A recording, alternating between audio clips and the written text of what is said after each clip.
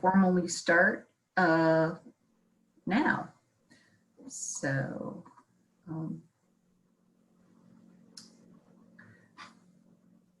welcome to the 10th Undergraduate Research Symposium. We have gone virtual this year to adapt to remote learning.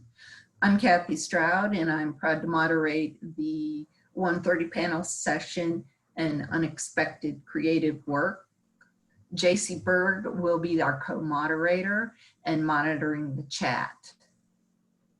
We are here today to honor the work of those undergraduate students who've done over the year. So please be respectful of each other. Any non-presenter guests, thank you for joining us.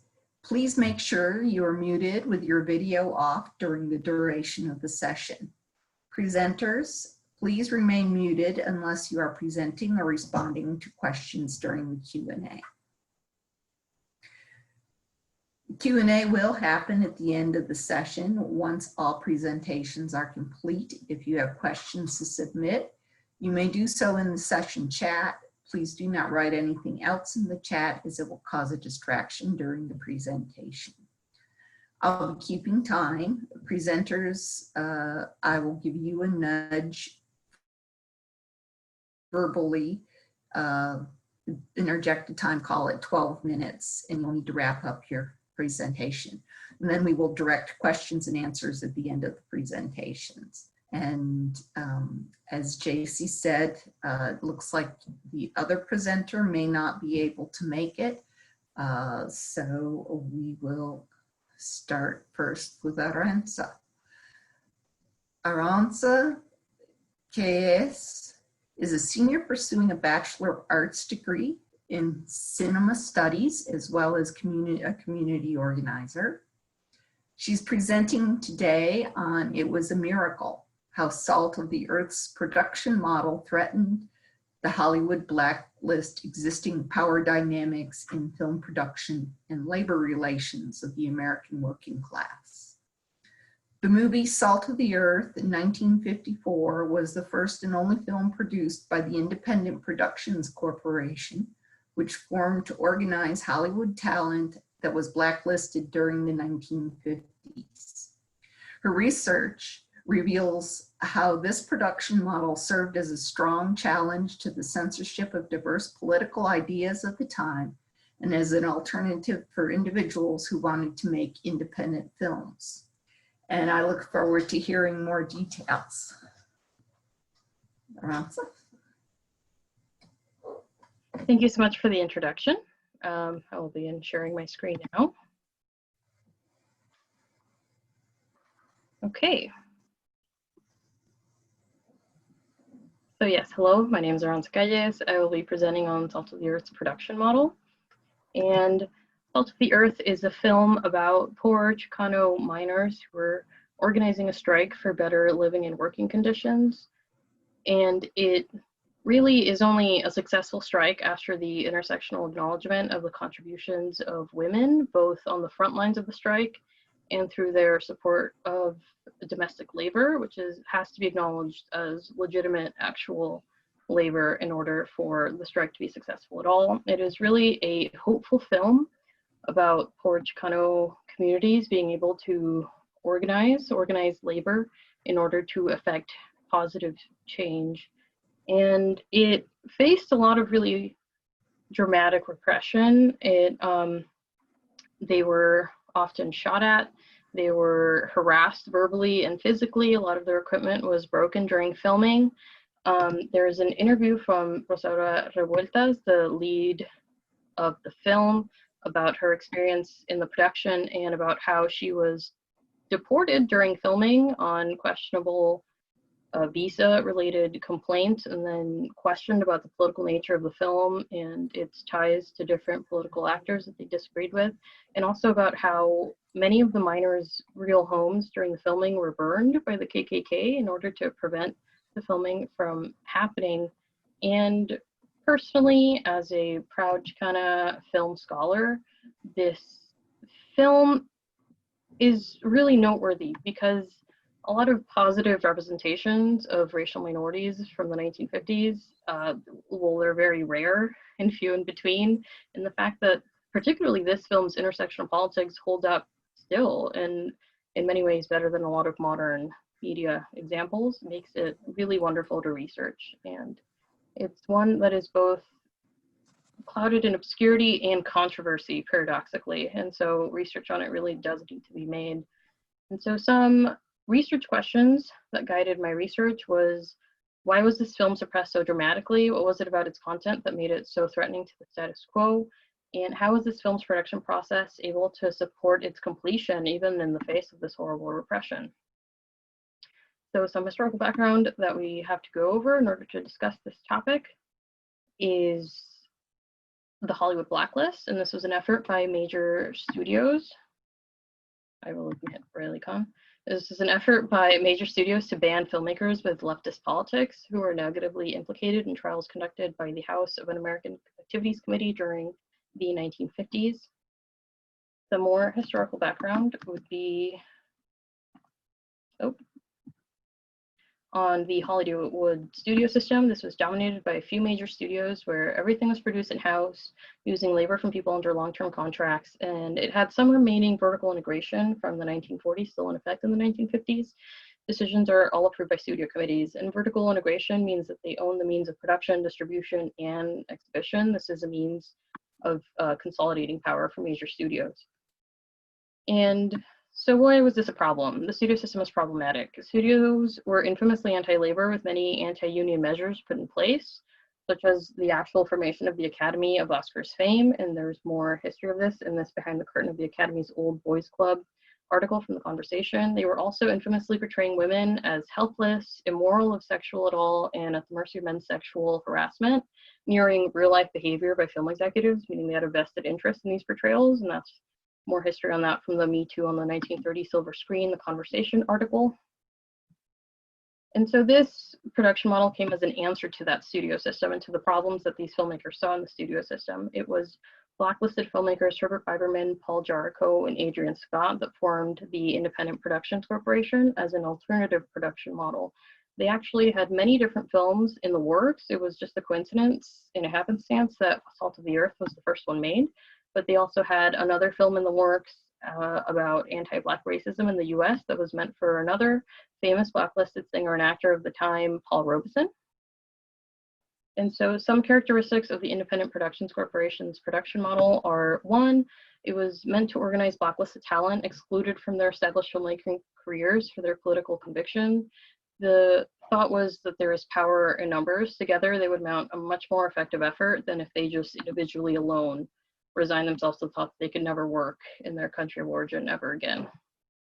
Two, the aim was to center stories and experiences of the most marginalized and disenfranchised. A quote from Tender Comrades, a backstory of the Hollywood Blacklist, which was a compiling of interviews from many different blacklisted filmmakers. A quote from Paul Jarrico, the producer of Salt of the Earth, was, "We wanted to commit a crime that fit the punishment. We were unequivocally pro-labor, pro-minority, and pro-women." So it was the very foundation and terms, their exclusion from their craft, that would determine the types of films that they would now make publicly. And three, it was to collaborate closely with unions and communities that they were portraying. Salt of the Earth was funded by the International Union of Mine, Mill, and Smelter Workers, who were organizing what would be a successful strike against the Empire Zinc Corporation in New Mexico, and they were organizing for better living and working conditions. I pictured here is a mine from around that time. No running water, no electricity, poverty wages, and unsafe working conditions as a result of oftentimes classism and systemic racism. What this type of collaboration allowed for was access to settings, props, immersion into the community for authentic portrayal of their struggles, the use of non-professional actors in those real conditions, like that of Italian neorealism, think like The Bicycle Thief, and the support system of accountability and editing. American History Magazine, an article from 2002 that detailed the production process of Salt of the Earth, talks about one of these sessions of accountability and editing where many members of the community were invited to come read the script and suggest edits. For example, one thing that was cut was the portrayal of one of the main actors as having a drinking problem, and this was because the community felt that this fell back on racist tropes of popular media of the time of portraying Mexicans as sort of emotionally volatile and drunks. And so that was cut. And if you can think of major MGM, Warner Brothers, RKO film executives sitting around listening to a room full of poor Chicano indigenous people talking about how the racist portrayal in their films was going to be a source of pain and would be inauthentic and should be removed, I think we would have to spend a lot less time dealing with the racist portrayals in media of the past, and we would have had much more positive examples to fall back on. I don't think they would have been quite happy about that, but that's why this was such a powerful alternative to that studio model. So what was so threatening to the major studios to revisit these research questions? It was the fact that it was a production model, meaning a sustained effort to produce films. It was not just a one-off. And a sustained effort to what? It was to critique labor relations in the US, including the film industry. It was to show that the working class has the power to change its conditions of poverty, racism, sexism when we organize around the demands together. And it was to show that Hollywood cannot determine who can use the medium to what aims. And this becomes a very powerful point when considering the independent film history of the United States, which really only began to take off in the 1970s. So really this was a very powerful precursor. And what about the production process law of the film? The support it needed to be completed, even through harassment. It was the dedication to the mission of the production by the people who had already faced discrimination and exclusion for political conviction. The production model explicitly stated that tenacity would be a requirement, whereas studios have to fall back on the bottom line as their main goal.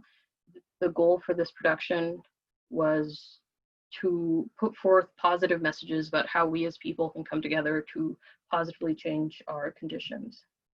And so some takeaways of Salt of the Earth: it is a trailblazer ahead of its time.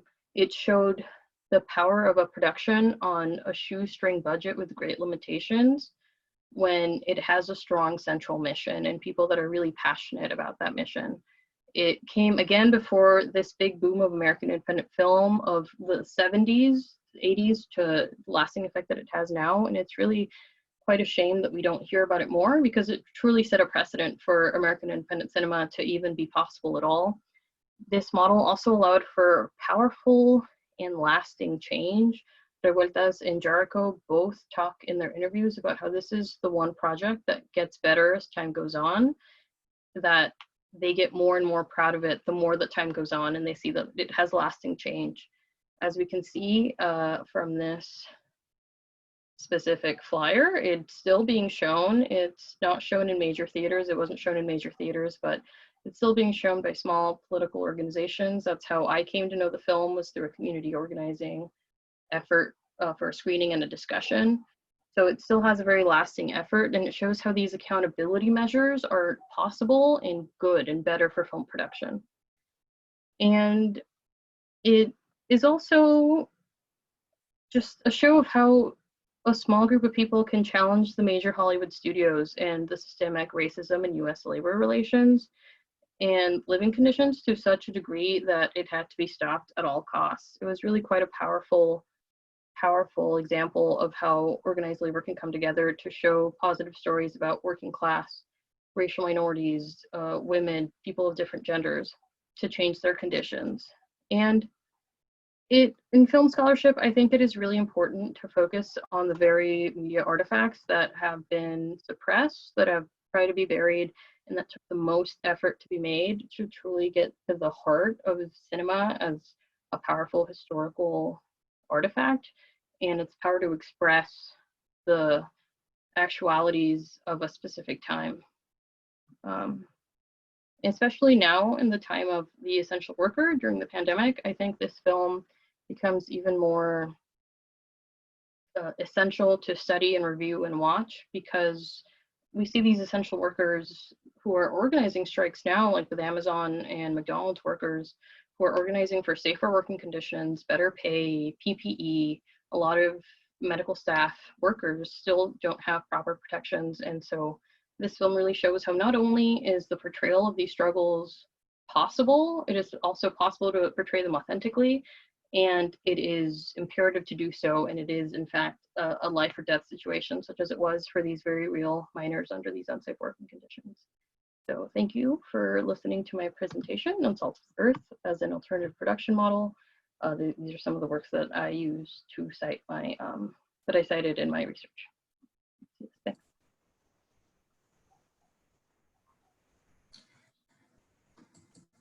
Okay, thank you.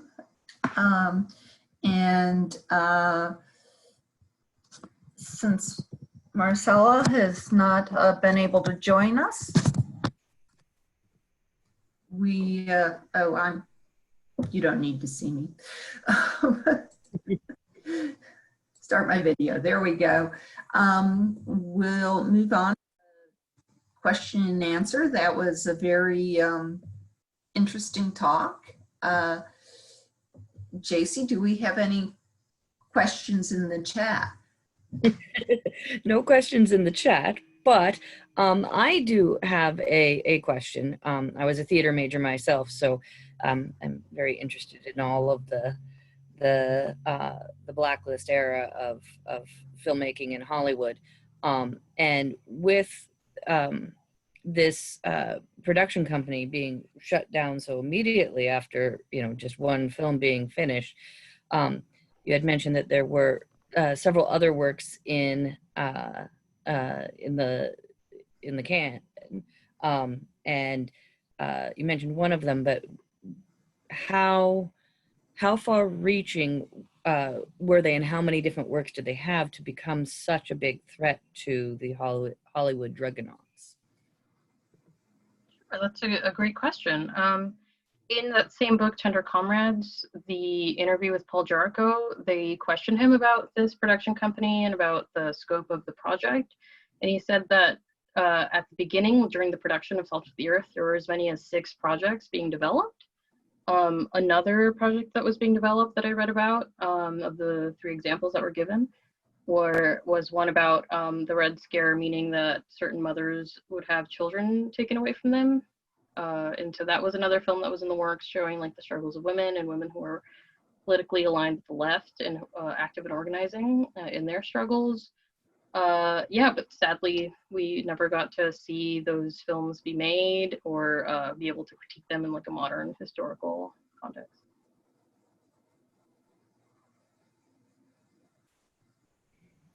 Very cool. I do think that this is all a very interesting piece of work and something that should be given a great voice. And so I thank you for presenting it to us today. And it's very exciting. So can you tell us about some of the challenges you had to overcome while working on this project? Sure. A lot of the challenges are just the fact that the reception was and distribution and exhibition of this film was so stunted and repressed that it's really hard to find a lot of sources on it from like the actual time that it was released. A lot of the articles were just talking about the controversy and not necessarily about like the process of production or the people involved or the contents of the film. So that really was a difficulty. I had to get very creative about the sources that I used and how I found them. But yeah, I guess a lot of the difficulty was also emotional, and knowing that such a great project through such great effort by many people was met with such violence, like the miners' homes that were burned by the hateful KKK group, people being shot at, people being unfairly deported. A lot of that sort of mirrored a lot of the same struggles that we have to deal with today. And so that was sort of difficult for me emotionally also to grapple with. How did they know that the film was being made in order to shut it down? I mean, were they having to go through channels that would make the Hollywood Juggernauts aware of everything that they were doing? Sure. From what I gathered when I was reading, this was coming right at the heels of the blacklist being put in effect. And so these filmmakers were really established filmmakers, award-winning, and respected publicly by like all members of the filmmaking world. And so they were really in the public eye, especially after the House of Un-American Activities Committee trials that had just happened. So they really were being sort of closely tracked and seen that they were actually being excluded as Hollywood elites wanted them to be. And also there's just a lot of public knowledge just locally that was being reported on how this effort was being enacted, and the stories were being told in such an unusual way. And so there was a reporting at the time of the controversy of it all and of the like subversive nature of it. And so there was like some public knowledge.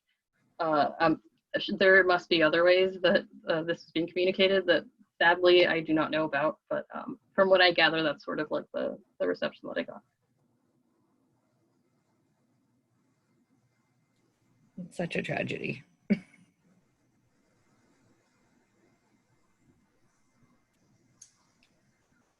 I guess one other question would be on a personal level of going through this project, what have you learned about yourself? Great question. I guess what I learned about myself as a Chicano film scholar is that a lot of the difficulties that I feel like I face because of systemic racism or whatever in the field is something that it's not unprecedented. I'm not alone in it. People have been fighting back against it for so many years as a community organizer and someone involved also in film production. The fact that people have so cleanly and ethically and authentically melded those two passions together before under much heavier regulation and limitations than I have now, when I can pick up my phone and make a movie and put it on the internet immediately.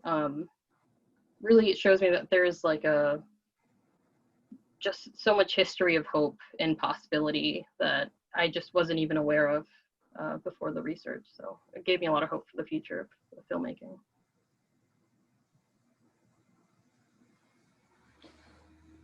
Do you intend to do further research on this subject, or how will it inspire you to move forward?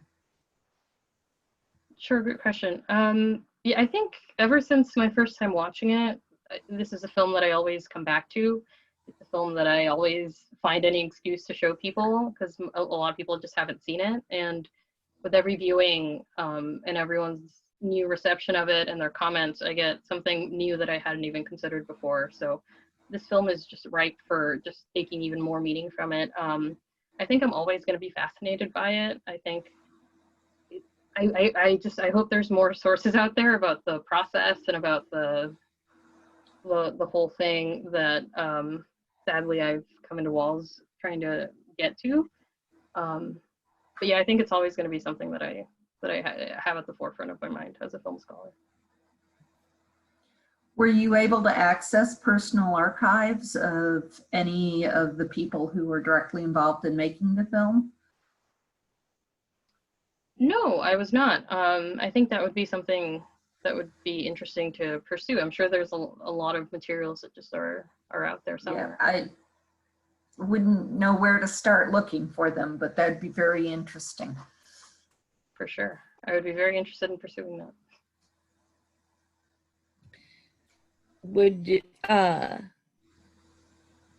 you be interested in pursuing it all, trying to set up a viewing here at U of O of the film, or is that something that's not very accessible? Oh yeah, I think screenings of it should always be done. I think the U of O would be a wonderful place to do that.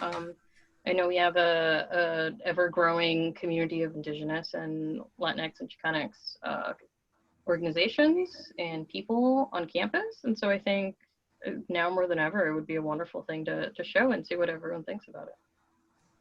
Might be able to gain the support of the unions too. Oh yeah, for sure. That would be wonderful.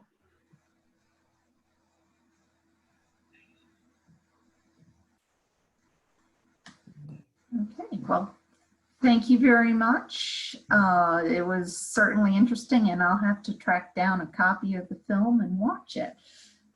This is something that I hadn't known much about before. Jacy, do you have any further questions? No, I think, we're a short session when we're down presenters, but I think it's been a great experience and a great learning experience. And thank you, Aranza, for sharing it with us. Thank you so much for allowing me to present it and asking such wonderful questions.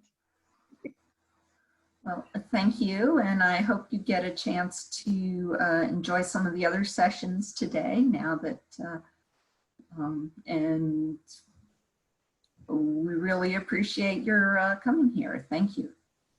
All right, thank you again. Have a good day. All right, let's see. Just end the meeting. All Thank you. right. Thank you.